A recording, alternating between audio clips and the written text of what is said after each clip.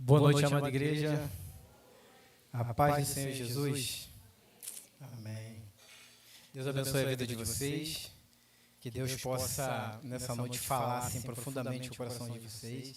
E eu creio que todas as vezes que a gente tem a oportunidade de escutar a palavra de Deus, é uma oportunidade de a gente crescer mais um pouquinho. Quem ama Jesus deseja crescer mais um pouquinho e se envolver um pouco mais com as verdades dele, com as promessas dele. E você passa a ver o mundo numa perspectiva totalmente diferente, né? Cada vez que você se aproxima, as barreiras que vão surgindo na vida, você lidar com elas diferente. Não quer dizer que elas não vão continuar existindo, mas você aprende a lidar com elas. Amém? Pedi para vocês estarem abrindo a Bíblia de vocês na segunda carta de Pedro. Segunda Pedro. Nós vamos estar lendo do capítulo 1, no capítulo 1, do verso 1 ao verso 11. A segunda carta de Pedro, o capítulo 1, do verso 1 ao 11. Amém? Podemos ler? Diz assim a palavra do Senhor.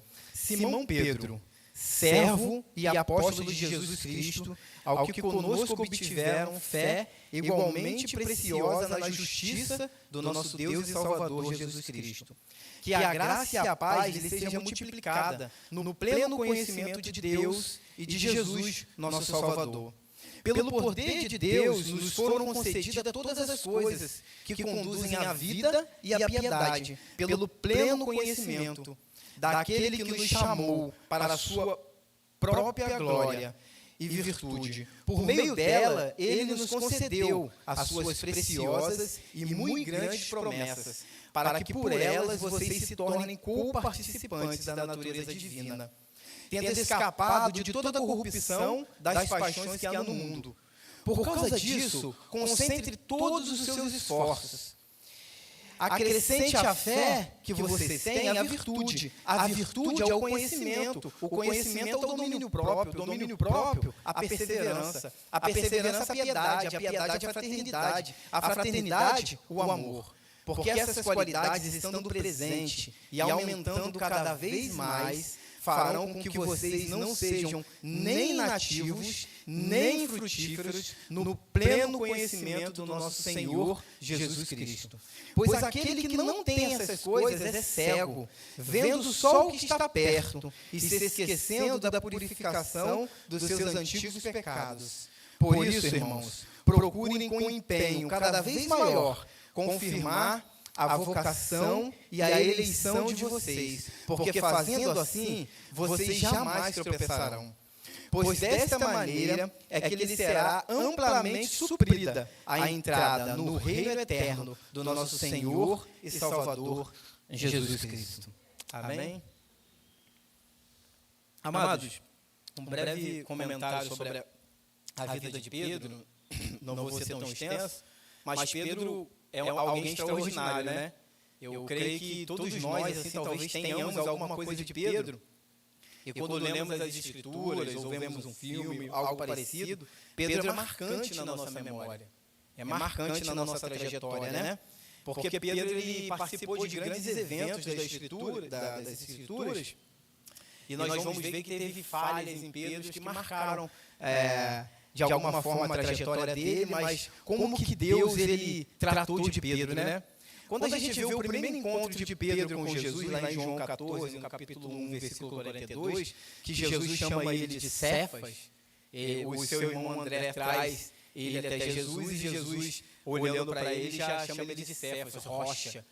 Ali, naquele momento, a gente já observa algo diferente, porque ali Jesus já tinha algo planejado para a vida daquele homem. E eu quero ser breve dentro de um comentarista que falou de 3 fases que a vida de Pedro teve. Mas primeiro ele diz assim, John Davis, ele diz assim, ó, o ardor e o ânimo, o espírito de consagração, a coragem, o vigor físico e a impetuosidade do seu gênio deram-lhe destaque logo. Lugar distinto entre os demais discípulos de Jesus, e seu nome figurava sempre no primeiro lugar na lista dos apóstolos de Jesus. Aí nós vamos ver isso em Mateus 10, 2, Marcos 3, 16, Lucas 6, 14, Atos dos Apóstolos 1, 13. Ele era sempre o primeiro a falar, ele foi o primeiro a confessar, né, que Jesus, tu és o Cristo, o Filho do Deus vivo, mas também foi o primeiro a ser repreendido quando ele não quis seguir o caminho de sofrimento. Jesus severamente falou com ele. Mas as 3 fases que o autor diz sobre a vida de Pedro, que é interessante, é que a primeira é do aprendizado, que se identifica com a vida de todo crente, né? A do aprendizado, né? Nós vemos ali que quando Pedro nega Jesus por 3 vezes, o processo do aprendizado dele, nós vamos pensar assim, parece que quando ele nega Jesus, tudo que ele aprendeu foi por água abaixo. Tudo que ele aprendeu se acabou. Mas não para por aí, né? Nós vemos que Jesus, lá em João 21:15, trata o coração de Pedro. Chama Pedro para perto, trata o coração de Pedro, restaura a paz e a confiança. E isso é interessante, né? Porque todo crente que às vezes se afasta de Jesus, o que tem que ser restaurado na vida dele é paz e confiança. Porque sem paz a gente não vai conseguir viver um pleno vigor na vida cristã, né? A segunda fase da vida de Pedro é quando ele já toma a dianteira da igreja. É quando ele já está caminhando em prol de viver o Evangelho de Cristo, que Deus o chamou para fazer isso, né? Aí nós vamos ver que nesse período, lá em Atos dos Apóstolos, capítulo 1, a gente vai ver Pedro ele propõe uma eleição para eleger o novo apóstolo no lugar de Judas. Ele explica à multidão a ação do Espírito Santo naquele discurso maravilhoso, tremendo, que os homens ficaram espantados. Quem é esse aí que está falando? E ele, de forma ousada, né, fala da palavra de Deus. Ele tomou a frente na cura de um paralítico. Foi pela sua palavra que Ananias e Safira foram repreendidos. Foi pelas suas mãos que abriu a porta da salvação para os judeus no grande sermão de Pentecostes, assim como para os gentios na casa de Cornélio. E a terceira fase de Pedro já é a fase de Atos dos Apóstolos para as cartas dele. Que agora a gente vê um Pedro totalmente transformado, totalmente humilde, humilhado diante do Senhor, servo, crente, totalmente dominado pelo Espírito Santo. Quando você lê as cartas de Pedro, você fala assim, cara, ele não é esse cara, não. Não é, não. Mas é ele mesmo, transformado pelo poder do Senhor Jesus. Amém? E aí, nessa segunda carta de Pedro, que eu julgo que seja uma continuação, e é uma continuação da primeira carta, nós vamos ver algumas coisas interessantes. Os destinatários dessa carta, a gente vê na carta de 1 Pedro, né? Quando a gente abre 1 Pedro no capítulo 1, ele já vai dizer, Pedro, o apóstolo de Jesus Cristo, aos eleitos que são forasteiros da diáspora, do Ponto, da Galácia, da Capadócia, da Ásia, da Bitínia. Então, nós já sabemos que os destinatários dessa carta são esse povo, que essas igrejas espalhadas, né? Então, podemos dizer que a carta de Pedro ela foi escrita para várias igrejas, ela foi escrita para nós, no tempo passado para o povo lá, mas hoje extraída para nós também nesse tempo presente, né? Ela foi escrita para a gente precisa observar as verdades que Pedro escreve aqui. E é interessante que quando você lê 2 Pedro, principalmente aqui, você começa a observar coisas que Pedro fazia e que foram mudadas, e que hoje ele está aconselhando a igreja a viver assim. E a carta de Pedro, ela é escrita realmente para crente mesmo. É a ideia de que o crente precisa se fortalecer em Cristo. Nós vamos ver que o propósito dessa carta, olha que interessante, o propósito dela, lá no capítulo 1 aqui de 2 Pedro, no versículo 12, a gente vai ver Pedro dizendo assim, ó, por esta razão, sempre estarei pronto para fazer com que vocês se lembrem destas coisas, embora já as conheçam e tenham sido confirmadas na verdade que receberam. Aí no capítulo 3, no verso 1, diz assim, amados, esta é a segunda carta que eu escrevo a vocês. Ambas procuram com lembrança despertar a mente esclarecida de vocês, para que se lembrem das palavras que anteriormente foram ditas pelos santos profetas e também se lembrem do mandamento do Senhor Jesus, que os apóstolos de vocês lhe ensinaram. Então, o propósito da carta é trazer a memória do povo ali, das igrejas ao qual ele escreveu, aquilo que tem toda a primazia, que é o que Cristo falou. Como Cristo tratou a igreja e as coisas que Cristo deixou ao nosso acesso. Aí nós vamos ver nessa carta, o capítulo 1, um breve resumo assim, o capítulo 1 vai nos demonstrar que Deus é uma fonte inesgotável de conhecimento e esse conhecimento está acessível a todos os santos. No capítulo 2, ele vai nos alertar sobre os falsos mestres, fazer um contraponto. É interessante, o capítulo 2 é interessante, ele faz um contraponto entre o justo e entre o ímpio, né? Como que Deus trata o justo e como que Deus trata aqueles que vivem em piedade. Aí, a primeira figura que ele usa no capítulo 2 é dos anjos. Ele fala assim, ó, Deus não poupou os anjos quando pecaram. Aí depois ele vai para Noé, ele fala assim, ó, não poupou o mundo antigo, mas salvou Noé, o seu servo, que no texto bíblico aqui de Pedro, ele chama Noé o pregador da justiça. Então, olha como Deus é, né? Deus trata com benevolência o seu povo. Mas os infiéis, e quando você olha para a história de Noé, toda aquela geração foi embora, só ficou Noé e sua família. Aí depois ele vai lá e fala assim, ó, Deus reduziu a cinzas a cidade de Sodoma e Gomorra. E nós vamos isso, mas livrou o justo Ló. Aí ele diz que Ló era um homem de alma aflita por ver o pecado. Você também se aflige com o pecado que você vê no mundo? Com o pecado que a gente vê, às vezes, um irmão permanecendo nele? Ló era assim. Mas Deus salvou seu servo Ló, o justo Ló, e destruiu toda a cidade. A gente, quando lê a história, a gente fica impressionado. E no versículo 9 diz assim, do capítulo 2. Assim, o Senhor sabe livrar da provação e do castigo para o... Assim, o Senhor sabe livrar da provação os piedosos e manter os injustos sob castigo para o dia do juízo. Esse é o nosso Deus. Ele sabe muito bem fazer isso. E a carta de Pedro, amados, esse bloco que nós vamos estudar aqui, eu quero ancorar toda a minha ideia aqui nessa noite à base do conhecimento. Porque existe uma palavra aqui que se repete por 3 vezes, até se repete por 4, mas 3 vezes ela acompanha a palavra do pleno conhecimento de Deus. E o pleno conhecimento de Deus é muito interessante, a palavra conhecimento. Porque quando você abre a carta de Pedro, no capítulo 2, você vai ver falando pleno conhecimento. E quando você vai lá para o final da carta, no capítulo 3, ele também termina falando sobre a importância do conhecimento. No capítulo 3, ele diz assim, pelo contrário, cresçam na graça e no conhecimento de Deus. E creio eu fielmente de que não existe possibilidade de viver uma vida cristã se você não buscar conhecer quem é o Cristo que você serve. Você precisa se envolver com Ele. Você precisa adentrar essa zona de relacionamento com Cristo. Senão você só vai ser mais um. E a ideia do cristianismo não é ter você como mais um, mas é ter você como uma grande potência na mão do Senhor. Mas peraí, eu não sou aquela potência que vou rodar o mundo, não, mas você vai ser a potência dentro da sua casa, dentro da sua família, como um bom esposo, como um marido, como um bom filho, e tantas outras coisas. E aí eu dividi esse texto em 4 blocos, né? Eu dividi poderia ser em 3, mas dividi em 4 para ficar mais harmônico para o meu entendimento, para que eu estivesse explicando. O primeiro vai do verso 1 ao verso 2, que, como eu disse que eu vou ancorar tudo na palavra conhecimento, o primeiro a preciosa fé é oriunda do pleno conhecimento de Deus. O bloco 2, que vai do 3 e o 4, o pleno conhecimento nos revela seu poder e suas promessas. O outro, que vai do 5 ao 9, o conhecimento de Deus nos oferta um pacote de qualidades. O versículo 11, do versículo 10 ao 11, o conhecimento de Deus nos mostra o caminho para o céu. Amém?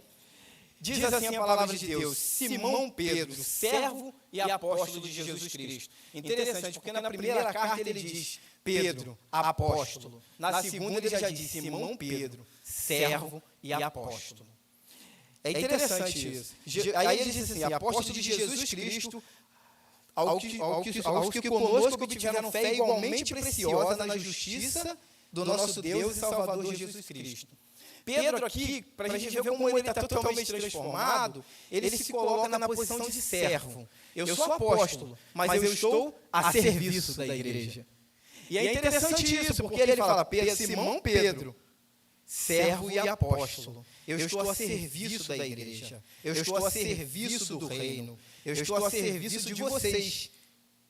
As igrejas ao qual ele escreveu. eu estou a serviço de vocês. Aí ele continua dizendo, servo de Jesus Cristo, ao que conosco obtiveram fé igualmente preciosa na justiça de Deus e de nosso Senhor Jesus Cristo. Isso é interessante também, porque Pedro está usando aqui a ideia de aos que conosco. Ou seja, Pedro não está dizendo que a fé dele é superior a de ninguém por ele ser apóstolo. Isso é interessante, porque a fé de nenhum de nós é superior a de ninguém, por nós termos algum destaque, mas igual, porque a fé é distribuída de igual modo. Uma fé que nos une de forma igualitária, uma fé preciosa que demonstra que essa fé não é oriunda de homens, mas é de Deus para nós. Olha como é que o apóstolo se posiciona. Ele fala assim, não, essa fé, ela é oriunda de Deus e ela é compartilhada a todos, de igual modo. Só que a gente sabe que a fé também tem um desenvolvimento. Aí você desenvolve a tua fé em Cristo Jesus. Mas a fé, ela é preciosa e ela é compartilhada de igual modo. Né? A ideia de Pedro não é porque eu sou apóstolo, né? Ou porque eu fui escolhido, separado, que a minha fé é superior de vocês. Eu estou com vocês nessa. A nossa fé tem que ser desenvolvida na justiça do nosso Senhor e Salvador Jesus Cristo. Ao repartir a fé, Deus não faz diferença ou distinção, mas concede a cada um crente, o presente precioso. A fé é um presente extraordinário que Deus nos oferta através do nosso Redentor, Jesus Cristo. Romanos 3, versículo 22 diz assim, somos declarados justos diante de Deus por meio da fé em Jesus Cristo. E isso se aplica a todos que creem, sem nenhuma distinção. Então, o Pedro transformado aqui está falando que ele é servo de Deus, de que ele está a serviço de Cristo e de que essa fé que eles olham para ele ver também foi espalhada no seio da igreja. Também está entre os crentes em Cristo Jesus, de forma igualitária, de forma preciosa e maravilhosa. Isso abre o nosso entendimento para entender de que se você se envolver com Deus, você cresce nele. Você não precisa sentir inveja do seu irmão que talvez galgou algo maior do que você, ou tem um destaque melhor do que você no reino. Se existe isso, né? Mas na nossa visão humana. Mas você pode desenvolver. Você pode desenvolver a sua fé. E aí ele continua dizendo, né? Que a graça e a paz seja multiplicada no pleno conhecimento de Deus e de Jesus, nosso Senhor. E aqui ele usa essa palavra, o pleno conhecimento de Deus e de Jesus. Pedro demonstra nessa saudação que a excelência de Cristo em nos salvar e nos fazer um com Ele, não importava se era apóstolo, se era gentil ou se era judeu, o importante era que obtiveram fé igualmente preciosa. E nessa nova vida, Deus traz graça e paz, conhecimento multiplicado, demonstrando o desejo que Pedro tinha para que a gente se envolvesse e entendesse a graça e o favor do Senhor e a paz que ele se derrama sobre nós. Aí esse ponto aqui, ó. Pedro quer reafirmar o coração dos seus leitores a importância do pleno conhecimento de Jesus. Essa fala inicial de Pedro é muito importante, porque traz essa segurança de que, estando em Cristo, vamos receber fé e pleno conhecimento de Deus para permanecer no caminho, para permanecer no caminho mesmo diante dos falsos mestres que surgirão, como ele diz no capítulo 2. E essa palavra pleno conhecimento, ela no grego significa epignosis. Se o meu grego for ruim, depois vocês me ajudam. Mas significa epignosis. No grego, existem duas palavras para conhecimento. Existe o gnosis e o epignosis. O epignosis é o conhecimento preciso, exato, o conhecimento correto de Deus. E o gnosis é o conhecimento do intelecto, do saber, do conhecimento geral nosso, né? Os dois conhecimentos eles estão entrelaçados nos reinos dos céus. Mas o conhecimento gnosis pode ser um conhecimento que não é o conhecimento de Deus. Porque você pode muito bem conhecer muito, mas não ter nada de Deus. E a gente se envolve com pessoas assim, né? Pessoas que conhecem muito, mas não tem nada de Deus. Elas conhecem muito. Elas falam bem, elas se expressam bem, elas sabem falar de todas as áreas do mundo, da sociedade, etc. e tal, mas elas não têm o conhecimento de Deus. E o epignose é o pleno conhecimento de Deus. E a palavra pleno traz a ideia de cheio, completo. Então você se torna completo do conhecimento de Deus. E essa palavra ela se repete por 3 vezes nesse texto, no capítulo 2, que nós estamos lendo agora, no capítulo 3 e no capítulo 8. Então eu creio que é ela que circunda esse capítulo. E ao longo da carta de Pedro, você vai ver essa palavra aparecendo de novo. Apesar do último texto do capítulo 3 eu ter lido para vocês não ser traduzido como epignose, mas como gnose, está envolvido nesse pleno conhecimento também. Como nós precisamos do pleno conhecimento de Deus. Então, o que Pedro está falando aqui? Que à medida que a gente se envolve com Deus, à medida que a gente se coloca como servo, ao serviço de Cristo, a gente desenvolve a nossa fé. É a primeira característica do crente, né? Ele ter fé, ele precisa crer, certo? Você precisa crer. E à medida que você crer, você entende sobre a justiça, você começa a compreender sobre o que Deus fez por você, quem é Cristo Jesus, e você toma um banho de graça, a graça é revelada a você se enche de paz, e agora está na hora de você desenvolver o pleno conhecimento de Deus. Está na hora de você buscar conhecer quem é o Deus que você serve. Você precisa ter essa compreensão, não pode ficar só na superfície, já ouviu isso? A ideia não é você ficar na superfície, é você ir mais profundo, é você mergulhar mais profundo, é você ir mais profundo. O pleno conhecimento de Deus é totalmente diferente do conhecimento do mundo, do sistema, da filosofia. Para Pedro, o pleno conhecimento de Deus discorre de um relacionamento fundamental com Deus em recebermos sua preciosa fé. Esse é o convite de Deus. Você tem fé? Você recebeu a fé de Deus? Então você precisa desenvolver essa fé em Cristo Jesus. Você precisa conhecer mais do seu Senhor. Você precisa conhecer mais do seu Senhor. Você precisa conhecer mais dele.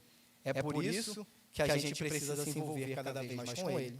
O segundo bloco, do 3 ao 4, o pleno conhecimento de Deus nos revela o seu poder e a sua promessa. O texto diz assim: pelo poder de Deus, nos foram concedidas todas as coisas que são concernentes à vida, e à piedade, pelo pleno conhecimento daquele que nos chamou para a sua própria glória e virtude. Por meio delas, ele nos concedeu as suas preciosas e muito grandes promessas, para que por elas vocês se tornem co-participantes da natureza divina, tendo escapado da corrupção das paixões que há no mundo. Então, meus amados, olha que interessante, né? Pelo poder de Deus foi concedido a você todas as coisas. Mas se a gente parasse aqui, ia sair um gente louco achando que todas as coisas, né? Mas todas as coisas concernentes ao quê? Concernente à vida e à piedade, pelo pleno conhecimento. Está vendo? Quando você se envolve, quando você se relaciona com Deus, você, através do poder dele, você passa a conhecer que todas as coisas concernentes à vida e à piedade foi lhe dado. Está aí. E você precisa se lembrar disso, de desenvolver isso. E se você ainda não conhece isso, hoje é a oportunidade de você entender qual é o pacote de presente de Deus para a vida do crente, para que ele viva aqui, para que ele viva em paz aqui. Vida, a dádiva do eterno para todos os seres humanos, mas ela passa a ter um significado e uma beleza indescritível, indescritível para aqueles que estão em Cristo Jesus. Isso é uma verdade. Isso é uma verdade. João 10 diz: eu vim para que tenham vida, e a tenham em abundância. A vida não era bela para nós antes de Cristo. E ela vai continuar feia se você continuar sem Cristo. Para a gente hoje, transformados em Cristo Jesus, Pedrão transformado em Cristo Jesus, a vida é magnífica para ele. Ele entende a vida e ele entende a piedade. Piedade, reverência, respeito para com Deus e as coisas de Deus, a prática da santidade e obediência aos mandamentos divinos. Também é vista como um caminho para a prática da justiça e amor ao próximo, sendo um atributo essencial aos seguidores de Cristo. É essencial para a tua vida. Ter vida e ter piedade. Glória e virtude. E é interessante, o texto diz que Deus, olha só, que Ele nos chamou para a sua própria glória e virtude. Olha que maravilhoso! Ele te convidou para isso. E louvado seja Deus se você disse sim, para viver dentro da glória e virtude dEle. A excelência de Deus, aqui o texto diz que Deus nos chamou para a sua própria glória e virtude. Deus nos chamou para que venhamos a viver a sua excelência, a sua grandeza, as suas promessas. E o verso 4 diz, por meio delas, Ele nos concedeu suas promessas, suas preciosas. O mesmo texto, o mesmo verso que usa para a fé, que é preciosa, agora usa para promessas de Deus, preciosas e muito grandes promessas, para que por elas vocês se tornem co-participante da natureza divina, tendo escapado da corrupção das paixões que há no mundo. Olha que maravilha Deus fez por você. Você escapa da corrupção do mundo por causa das promessas de Deus, por causa da presença de Deus em tua vida. E é por meio delas que a gente vive essa graciosa. Mas Pedro aqui, quando ele diz que nós somos co-participantes da natureza de Cristo, a gente não pode entender que quando ele fala, vocês são co-participantes, não está dizendo que nós somos semideuses, ou que nós somos, de alguma forma, tão participantes da glória de Cristo, da natureza de Cristo, que nós somos como um Deus. Existem atributos em Deus que é só de Deus, só pertence a Ele. Deus é autoexistente, infinito, eterno, grande, imutável, onipotente, onisciente, soberano, isso só pertence a Ele. O que Ele quer dizer com essa palavra co-participante é que quando cremos em Deus, nascemos de novo. Fazemos parte da família de Deus, somos filhos adotados de Deus. Mas a gente sabe que quem adota um filho, tem ele por filho legítimo, porque judicialmente é documentado que ele é filho legítimo daquela pessoa. Essa criança é filho dele. De igual modo, somos filhos de Deus, em Cristo Jesus. Por isso temos acesso às preciosas e grandes promessas de Deus. Porque somos de Cristo. Eu sou do meu amado e o meu amado é meu. Nós somos co-participantes da vida de Cristo por causa disso, porque nós somos dele. Nós fomos comprados com preço de sangue por ele. Por isso nós somos participantes da grandeza dele. Olha que maravilha! Se você nunca entrou na sala de um rei, nunca esteve na presença de um rei, normal, humano, você está na presença do rei hoje. Deus é rei, Jesus é rei, glorioso e poderoso, detentor de toda a glória e todo o poder. Então, olha como nós precisamos observar que a gente precisa desenvolver a nossa fé e precisa buscar o pleno conhecimento de Deus para começar a entender as coisas do eterno, viver para a glória dele. Isso é maravilhoso, mas isso às vezes não cabe na nossa pequena mente, mas o Espírito te ajuda a entender isso. O Espírito vai te ajudar a entender isso. Pedro deixa bem claro que em Cristo vivemos as promessas de Deus. Ele nos capacita a fugir das paixões desse mundo. É só dentro que você escapa das paixões do mundo. Se você está seduzindo, é porque você está fora. Se você está se envolvendo, isso vale para mim e para você, é porque você está fora. É porque você não está pegando a lente de Deus para avaliar as coisas. Você está avaliando de acordo com sua vontade, seu egocentrismo. Mas você precisa viver para Deus. Crentes em Cristo Jesus, meus irmãos, vocês foram chamados para viver e vivenciar as coisas de Deus através das suas promessas. Isso é maneiro porque, desculpa pela palavra maneira, isso é legal, porque você vive na tua vida e você vivencia. Você vivencia. Você vê os milagres de Deus. E você vive os milagres de Deus. Você glorifica porque você vê seu irmão avançando, e você glorifica porque você vê que em você está mudando alguma coisa. Tem coisas mudando aí, né? Mas o poder de Deus nos une a Cristo. Por isso a ênfase é no pleno conhecimento de Deus. Precisamos romper com o pecado e viver para Cristo.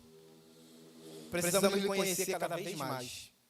Efésios 4, versículo 23 e 24 diz assim: deixem que o Espírito renove seus pensamentos e atitudes, e revista-se da nova natureza, criada para ser para ser verdadeiramente justa e santa como Deus. Foi para isso que Deus te criou.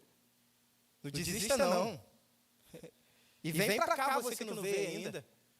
Vem para dentro do seio da igreja. Vem viver para com Cristo. E agora, do versículo 5 ao versículo 9, o conhecimento de Deus nos oferta um pacote de qualidades. Isso aqui é muito legal, muito maravilhoso. Ele diz assim, ó, por causa disso, concentre todos os seus esforços. Essas qualidades que vão ser citadas aqui, Pedro está falando que você tem que se esforçar para ter elas. Tem que se esforçar, por isso é o conhecimento, é se envolver, é buscar, é se relacionar com Deus.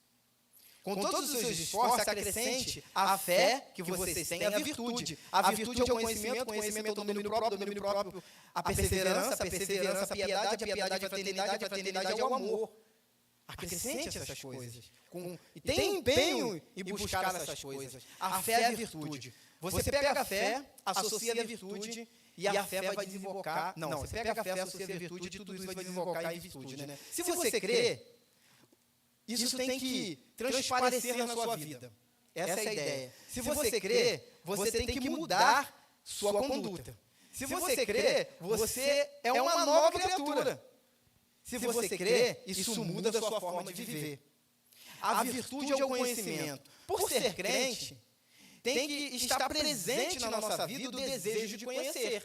Isso tem que estar presente. Você é crente? Você tem que ter o desejo de conhecer o Senhor, saber quem Ele é, porque Ele veio, quais são os propósitos dEle, quais são as normativas dEle para a sua vida. Por isso estamos aqui. Aí Hernandes Dias diz que a igreja é uma usina de conhecimento. É uma fonte inesgotável da sabedoria de Deus. Aqui, você ouve as palavras de Deus e você sai transformado. Mas, meus amados, não para por aqui. Você precisa buscar conhecer a Deus no seu lar, na sua casa. Você tem uma Bíblia aí. Quando você chega em casa, ela faz o quê? Ela fica como uma demonstração na estante. A gente precisa visitar a palavra de Deus para que a gente desenvolva o conhecimento de Deus em nós. O pleno conhecimento, quer ser cheio de Deus, quer ser cheio desse conhecimento, desenvolva a prática de buscar a Deus no seu relacionamento íntimo com Ele na sua casa. Entra no teu quarto, entra na tua porta, fala ao teu Deus que é secreto, teu Deus que é secreto vai se revelar a você, de forma grande e oculta. O conhecimento é o domínio próprio. O que Pedro quer dizer aqui é que quando você lê a sua Bíblia, você se torna uma pessoa melhor. Uma pessoa temperada, antônimo de uma pessoa destemperada, ou uma pessoa sem domínio próprio. O domínio próprio tem a ver com ação e não reação. Tem a ver com aquela ideia, se alguém te ofendeu, como que você vai reagir? Tem a ver com isso. A ideia é que à medida que você busca se relacionar com o conhecimento de Deus, com Deus, isso gera domínio próprio em você. O domínio próprio é perseverança. A palavra perseverança está associada com aquela ideia de paciência triunfadora, que é paciência com pessoas difíceis. Você já tem pessoas difíceis na sua vida? Você é uma pessoa difícil? Alguém tem que ter paciência contigo, ou você tem que ter paciência triunfadora com essa pessoa. A prova do domínio próprio é a sua paciência com aquelas pessoas difíceis. Essa é a prova do seu domínio próprio. Não é você dizer, né? Não, eu tenho paciência, mas eu estou doido, mas eu não posso. Não, é paciência triunfadora. Ela te domina. É ela que te domina. O relacionamento com Deus é assim. Ele te domina. E é válido para a nossa vida, porque se formos dominados por Deus, vamos viver melhor, vamos ter respostas melhores para as pessoas. Um breve testemunho. A semana passada agora, um rapaz chegou lá no setor onde eu trabalho, e não sei se vocês já sofreram isso, mas toda pessoa que às vezes mexe com alguma área burocrática de uma empresa, elas é vista como quem não trabalha, né? É visto, você não trabalha. Aí o cara chegou no horário que não era o horário para ele chegar, eu fui falar com ele. Ele falou assim, não, cara, eu estou pagando o seu salário, pô. E saiu andando, né? Aí, eu precisava usar o meu domínio próprio, né? Na hora eu até usei, sorri para ele, mas eu falei, ele vai voltar. Aí ele voltou, gente, aí eu pequei. Eu falei para ele, e aí, meu patrão? Está pagando meu salário direitinho? Olha que pecado, eu preciso me arrepender, voltar para Deus, porque eu deixei me dominar. Se o cara é difícil, se as ações dele são difíceis, sou eu que tenho que me dominar, pô. Eu sei que eu estou trabalhando, cara, para que eu preciso ficar mostrando para ele? Então, Deus me perdoa por esse pecado, né? A perseverança, a piedade. Quando se tem paciência com pessoas, aí que você prova que você é uma pessoa piedosa. Você se relacionando bem com Deus, você só se relaciona bem com Deus quando você se relaciona bem com pessoas. Aí você lida bem com Deus. Aí o seu relacionamento com Deus é fino. Porque quando você mostra que você lida bem com pessoas, é porque você se dá bem com Deus. Porque Deus é um Deus de relacionamento. Não existe aquela questão de você chegar diante de Deus com vergonha, tenha vergonha dos seus pecados, mas com vergonha de conversar com Ele, não precisa. Porque Ele é seu Deus, Ele escolheu ouvir você. E aí a piedade é isso, um relacionamento com quem se relaciona com pessoas e se relaciona bem com Deus. A piedade é a fraternidade. Fraternidade tem a ver com você amar a outra pessoa como ama o irmão de sangue. Logo você ama a sua família, mesmo diante dos conflitos que existem dentro da sua casa, ou uma pessoa difícil, ou você é a pessoa difícil ali, mas seu pai, sua mãe, seu irmão, seus parentes te amam, sabem lidar com você. Então, da mesma forma, você precisa amar o teu irmão, como se fosse irmão de sangue. Essa é a ideia de fraternidade, é você amar o teu irmão como se fosse amor de sangue. A ideia de Pedro aqui é que você precisa olhar para o seu próximo e amá-lo, com amor de irmão, mesmo diante das falhas e erros dele ou dela. Isso demonstra a sua santidade. Isso demonstra que você é uma pessoa que tem fraternidade. E a fraternidade é o amor. Aí Pedro pega todo esse pacote de qualidades e ele coroa com o amor. Que 2 Coríntios diz que o amor é o maior de todos os dons. Agora permanece a fé, a esperança e o amor. Mas o maior desses é o amor. Hernandes Dias Lopes diz que quando você for para o céu, você não vai precisar nem de fé e nem de esperança, porque você já vai tomar posse aqui na terra. Mas você vai precisar do amor. Esse vamos exercitar lá em cima. O texto bíblico diz assim, ame o teu próximo como a ti mesmo. A gente vai ver isso em Mateus 22, 39, 19, Tiago 2, 8, Gálatas 5, 14, Marcos 12, 32, e vamos ver no Antigo Testamento em Levítico 19, 18. Mas Jesus, em João 13, 34 e 35, diz assim, dou-lhe um novo mandamento, que vocês amem uns aos outros, assim como eu os amei, que também vocês amem uns aos outros. Nisto todos conhecerão quem? Vocês. Conhecerão que vocês serão discípulos dele, se tiverem amor um pelos outros. Aqui Jesus acrescenta um elemento novo no mandamento, ou um elemento que já estava presente nas Escrituras. Que não é só o fato de você agora não tem que amar o seu irmão só como a ti mesmo, mas você tem que amar o seu irmão como Deus te amou, como Cristo te amou. Agora é sério. Você poderia dizer assim, se você lesse o versículo, eu tenho que amar meu próximo como se fosse a mim mesmo, e você poderia achar facilidades nisso, brechas na lei, para você dizer, ele vacilou comigo. Mas agora não, agora você tem que amar como Deus te amou. Como Deus te amou? De forma sacrificial. Então, tu tem que amar. É um mandamento. É coroado todas essas qualidades com um mandamento. De que você tem que amar o seu irmão como Cristo te amou. E aí continua no versículo 8 assim, porque essas qualidades estando presentes e aumentando cada vez mais, farão com que você não seja o quê? Nem inativo e nem infrutífero, olha aqui de novo, no pleno conhecimento do nosso Senhor Jesus Cristo. Se você tem todas essas qualidades, você tem a fé, a virtude, o conhecimento, o domínio próprio, a perseverança, a piedade, a fraternidade, o amor, e você desenvolve isso, você deixa isso crescer em você, no pleno conhecimento de Deus, você não é inativo e nem frutífero no reino dos céus. você se torna uma pessoa frutífera no reino dos céus. Você é proativa no reino. Você está a serviço do Senhor do reino. Você pode dizer assim: eu tenho um mandato do meu rei para trabalhar, porque eu sou frutífero. Mas para isso você precisa exercitar todas essas qualidades. Com esforço, elas precisam estar presentes em você. Aí agora é o exercício de você olhar dentro de você e olhar para a sua caminhada aqui como crente em Cristo Jesus e falar assim: eu estou desenvolvendo isso. Eu tenho isso em mim. Ou está faltando alguma coisa, Senhor, eu preciso buscar. Está faltando domínio próprio em mim, eu tenho que buscar. O que está faltando em você que você precisa buscar em Cristo Jesus? Com esforço, é com trabalho. O reino dos céus não é um lugar de brincadeira, um lugar de oba-oba, não é você sentar e falar derrama. Não, é você se exercitar, você busca.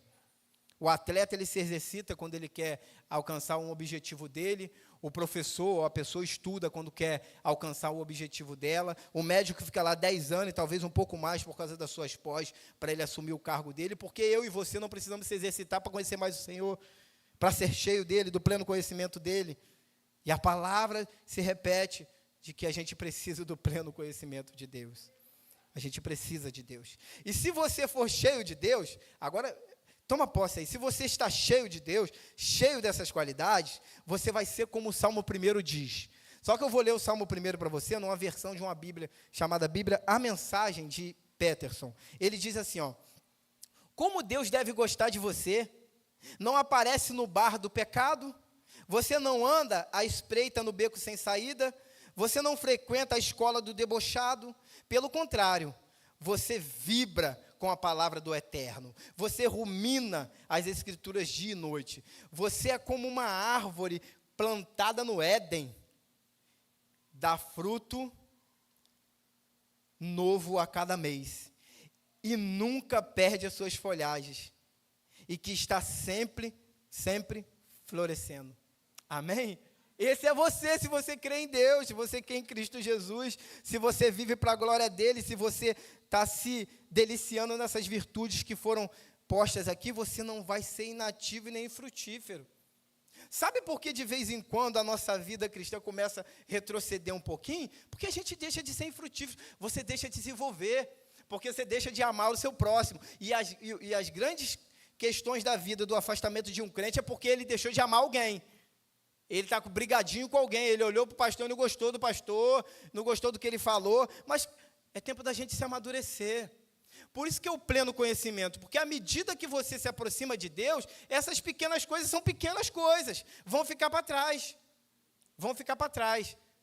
Eu sempre falo para as pessoas o seguinte: não existe proibição para você sair da igreja, sai dela, mas vai para outra? Vai para outra, cara, se você quer ir, mas a ideia é você permanecer na caminhada. E a ideia é permanecer e crescer. Você não foi chamado para ser pequenininho, não, para ficar na mesmice, não. Não estou falando de egocentrismo, do seu ego elevado, de você achar que você é o bambambam, nem eu sou, ou algo parecido. Mas a ideia é você se humilhar, né, diante da presença do Senhor, e você buscar a face dele, e ele vir até você, e ele falar como falou para mim: por que você está olhando para ele diferente? Por que você não está gostando de ouvir ele, se ele está falando de mim? Quando ele estiver falando dele, eu posso tampar meus ouvidos, mas ele está falando de mim. Então a gente precisa crescer no conhecimento de Deus por causa disso. É o pleno conhecimento, cheio da epignose de Deus, do conhecimento exato, do conhecimento correto de Deus, do conhecimento certo de Deus. Amém? E dá continuidade no versículo 9, dizendo assim, ó: pois aquele que não tem essas qualidades é cego, vendo só o que está perto e se esquecendo da purificação dos seus antigos pecados. Então, quem não tem, que conhecimento? Esses conhecimentos que foram ditos agora, quem não tem essas qualidades, a fé, a virtude, o domínio próprio, quem não tem essas qualidades é cego, é míope, só vê o que está pertinho, não consegue olhar além. Você se esquece, a ideia aqui é que você se esquece da onde você saiu, da onde Deus te tirou. Você se esquece do lamaçal de pecado que você vivia, que eu vivia. Você se esquece como você era antes de se converter. Eu, por anos, achei que a minha conversão não foi tão boa porque não foi extraordinária, né, como a de algumas pessoas. Né? Fala assim, mas o que Deus fez por mim? Aí é interessante porque a gente acha que algumas coisas estão curadas, mas a gente precisa rever elas, né? Aí não estava curada ainda. Aí esses dias eu estava falando com Deus, Deus não me tirou. Aí começou a vir algumas coisas na minha cabeça. Aí eu falei, caramba, como eu era podre. Como eu era ruim. Como que Deus me amou, cara, e me tirou. Então, se você está cego, você não consegue. Se você é cego, é porque você não vive essas qualidades. Aí você não consegue ver o que Deus está fazendo pela sua vida. Só tem essas qualidades citadas acima, você que tira os seus óculos e coloca os óculos de Deus. Aí sim você passa a ver. Você passa a olhar com as lentes de Deus.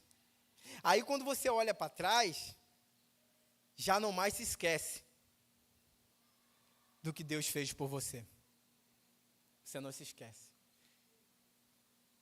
Fiquei chateado, fiquei aborrecido. Se volta e olha e vê o que Deus fez por você. E fala assim, Deus, faz na vida dele também. Faz na vida dele também. Faz de novo. Faz de novo, Senhor. Eu sei que o Senhor tem poder para fazer. Eu acho que um dos espelhos melhores para a oração é a gente olhar para nós mesmos. Né? Aí a gente passa a confiar mais. Senhor, como o Senhor me mudou, muda ele também. Muda ela também. Mas para isso a gente precisa do pleno conhecimento de Deus. Aí o versículo 10 e o versículo 11, que é o conhecimento de Deus, nos mostra o caminho para o céu, diz assim, ó, por isso, irmãos, procurem com empenho cada vez maior confirmar a vocação e a eleição de vocês, porque fazendo assim, vocês jamais tropeçarão, pois desta maneira é que lhes será amplamente suprida a entrada no reino eterno do nosso Senhor e Salvador Jesus Cristo. Só abrindo uma exceção, eu esqueci de ler a grande ideia para vocês, no final eu leio ela como aplicação. Mas olha que interessante, né? Por isso, irmãos, procurem com empenho. Lá em cima, as qualidades, você precisa de esforço. Agora, para desenvolver a sua eleição e sua vocação, você precisa de empenho. Você escutou aqui que você é eleito e vocacionado em Deus, mas não foi para você viver a mesma vida que você vivia anteriormente. É com empenho que você confirma isso. É com empenho que você vive esse chamado de Deus. Ele te chamou, Ele te atraiu, mas para que a gente viva com empenho a vocação e a eleição que Deus nos fez. Ele nos chamou para um grande banquete. Ele nos chamou para a sua graça, para estarmos agraciados com as maravilhas dEle. Fomos chamados para uma comunhão íntima com o Criador, porque Ele nos escolheu de livre e espontânea vontade. E te deu presentes, essas dádivas maravilhosas, para que você viva plenamente dentro do reino dEle. Você precisa se empenhar, e o seu empenho precisa ser cada vez maior, como diz o texto, para que o mundo veja Cristo em você, a imagem de Cristo em você. Não basta apenas você sair por aí dizendo, eu sou eleito, eu sou eleito. Eu sou eleito. Eu fui vocacionado. Se Cristo não transparece em você. Você faz tudo, menos falar de Cristo. Você vive tudo, menos para Cristo. Você sabe falar de todas as coisas, mas nada disso se associa a Cristo. Porque a ideia é essa. Às vezes a gente vai estar numa conversa, e nem sempre a gente vai estar falando diretamente o nome Jesus. Mas todas as conversas precisam culminar em Jesus. O ponto final dela é Jesus. Pô, mas que coisa chata. Não, cara. Não é chato porque olha o que Ele fez por você. É gratidão. É gratidão. Então, aqui neste verso, vamos ver que os atos salvíficos de Deus e a reação humana, ambos são essenciais, pois, do contrário, o cristão pode tropeçar. Quem disse isso foi F.F. Bruce. Ele disse que os atos salvíficos de Deus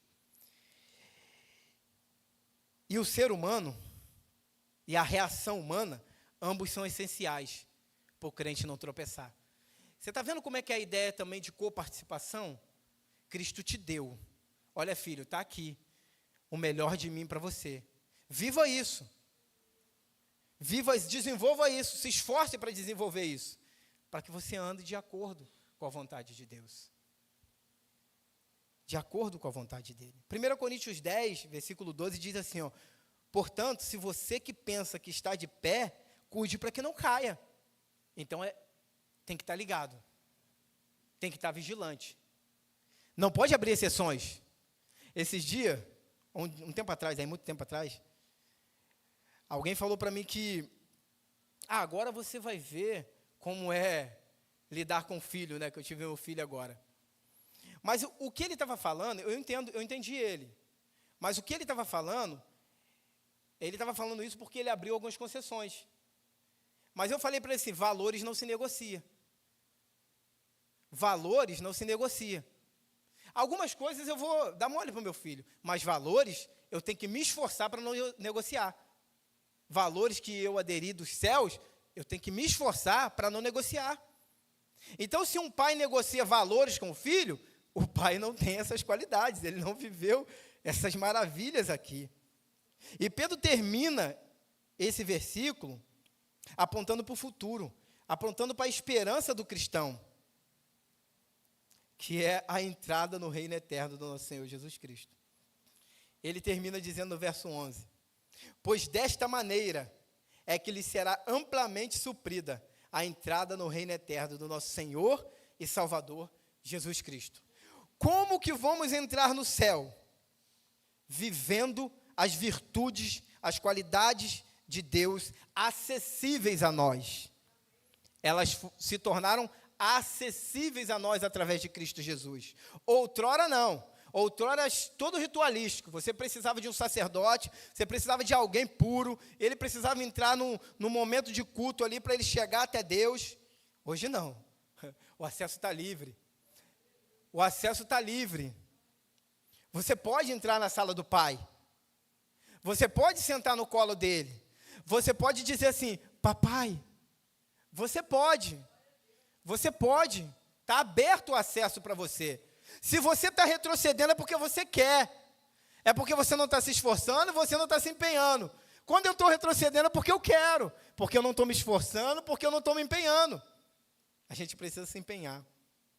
Cada vez mais. O seu empenho precisa ser cada vez maior.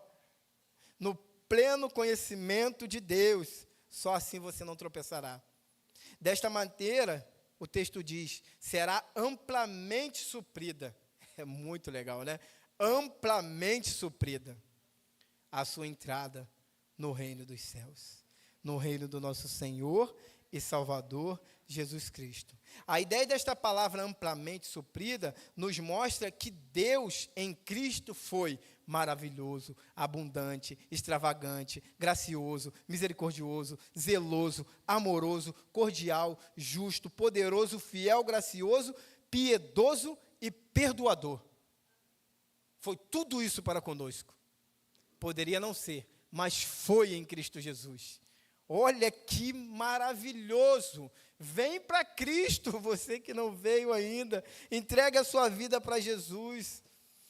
Entregue a sua vida para Jesus. Jesus tem muitas e infinitas qualidades para derramar sobre a tua vida. Tudo está ao seu dispor.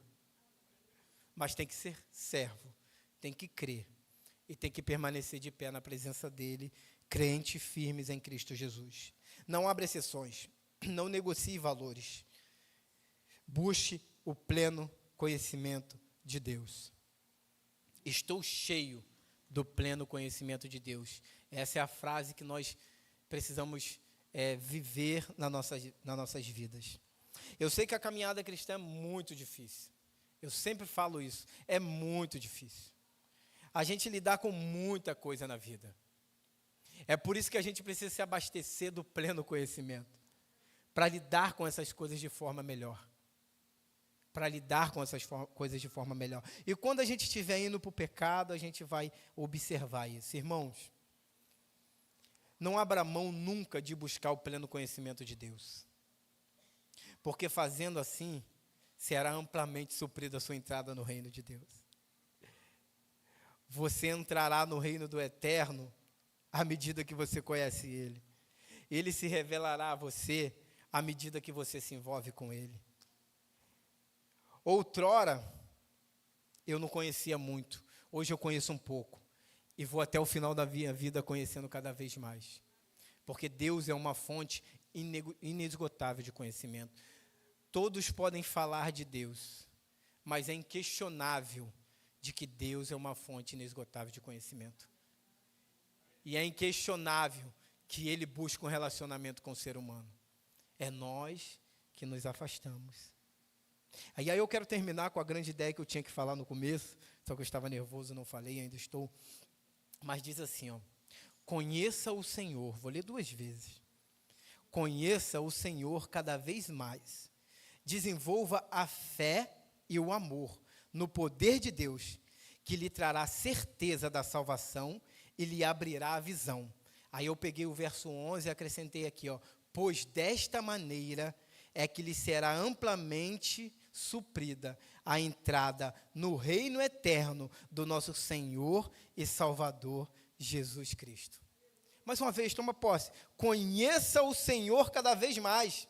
Desenvolva a fé e o amor no poder de Deus, que lhe trará certeza da salvação e lhe abrirá a visão. Pois desta maneira que lhe será suprida, que lhe será amplamente suprida, a entrada no reino eterno do nosso Senhor e Salvador Jesus Cristo. Nós estamos aqui, nós estamos crescendo em Cristo, porque nós temos uma meta. A nossa meta não é para esse mundo, a nossa meta é para ir para lá. Estamos aqui, mas somos de lá. Por isso nossos olhos precisam estar fitos na glória de Deus. Por isso nossos olhos precisam estar fitos nas promessas de Deus. Por isso nós precisamos pegar esse pacote que Deus nos deu e falar, Senhor, eu preciso viver isso. Isso você pode cobrar de Deus. É o que Pedro está falando aqui, é porque a gente pode cobrar. Você pode chegar para Deus e falar assim, Senhor, eu preciso ter domínio próprio. Eu preciso ter perseverança, eu preciso ter fé. Eu preciso, Senhor, eu preciso ter essas coisas. Não fique insistindo todos os dias, eu quero dinheiro, eu quero vitória. Insista mais. Não estou dizendo que você não tem que orar pelas suas finanças, tá? Tem que orar. Mas insista mais para viver o poder de Deus. É extraordinário viver o poder de Deus. E você vai falar assim, cara, não acredito que isso está acontecendo comigo. Mas pode acreditar, porque você optou em viver para a glória de Deus. Seja um separado de Deus. Ah, chega do mundo. De vez em quando eu falo para mim mesmo, Senhor, chega do mundo. Chega de viver essas coisas do mundo. Passo vergonha às vezes, porque peco, vacilo. Preciso me consertar, preciso tomar postura, preciso ser santo. E a ideia é, nós somos todos pé de barro, gente. Nós somos vasos de barro. O que tem valia em nós é o que Deus colocou em nós, é o Espírito dele. Então a gente vacila, é verdade. Talvez hoje a gente vacilou. Mas olha só, Deus está aqui para te perdoar. Se arrependa.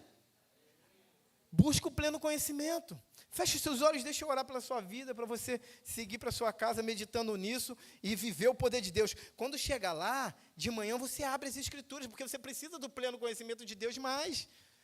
Talvez o que foi falado aqui, no meio do caminho vai vazando. A gente vai vendo outras coisas. A gente precisa de Deus.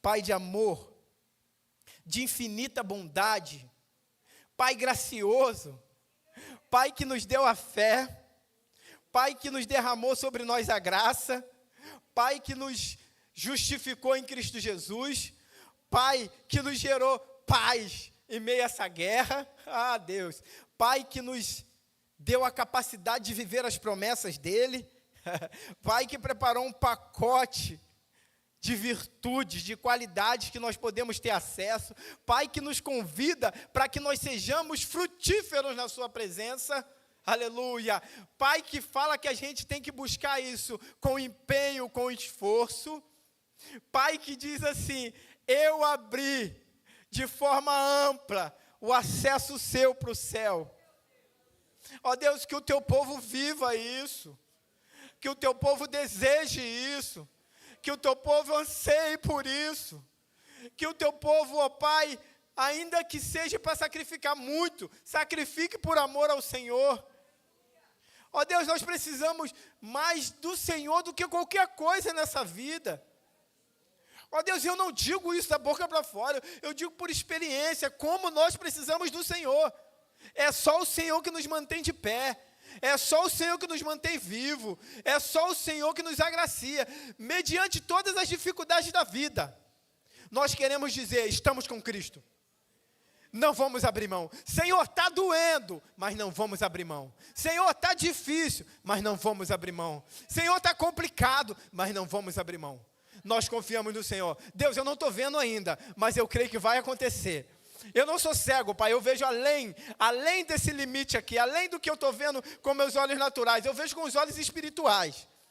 Eu estou vendo além. O Senhor vai intervir. O Senhor vai fazer no tempo certo. O Senhor vai mudar no tempo certo. O Senhor vai trazer no tempo certo. O Senhor vai me dar no tempo certo. E se não for para me dar, o Senhor vai me convencer que não é para mim. Aleluia. Glórias ao teu nome, Jesus. Obrigado pela tua palavra. Obrigado porque nós temos acesso ao céu, Pai. Obrigado porque nós não precisamos hoje de nada, Pai. Pedro foi considerado alguém da igreja católica aí, que tem um santo, que eles referem. Não. Pedro está dizendo, eu sou servo. Nós também somos servo, Pai, como ele. Nós somos servo. Nós somos participantes da tua glória. Não somos como o Senhor, mas participamos dela. Louvado seja o teu nome, Jesus, pela tua palavra.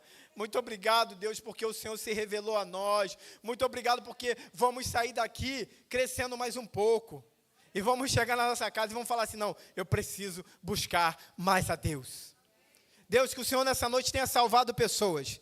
Que nessa noite o Senhor tenha curado pessoas. Que nessa noite o Senhor tenha renovado propósitos. Que nessa noite o Senhor tenha confirmado a salvação no coração de pessoas. Que nessa noite, ó Pai, o teu povo saia cheio do pleno conhecimento do Senhor, através do teu Espírito Santo, em nome de Jesus. Amém. Que Deus abençoe a tua vida. Eu já virei para lá, eu me empolguei. Que Deus abençoe a tua vida. Você possa fechar os seus olhos, orar silenciosamente. Que Deus te leve para casa em paz.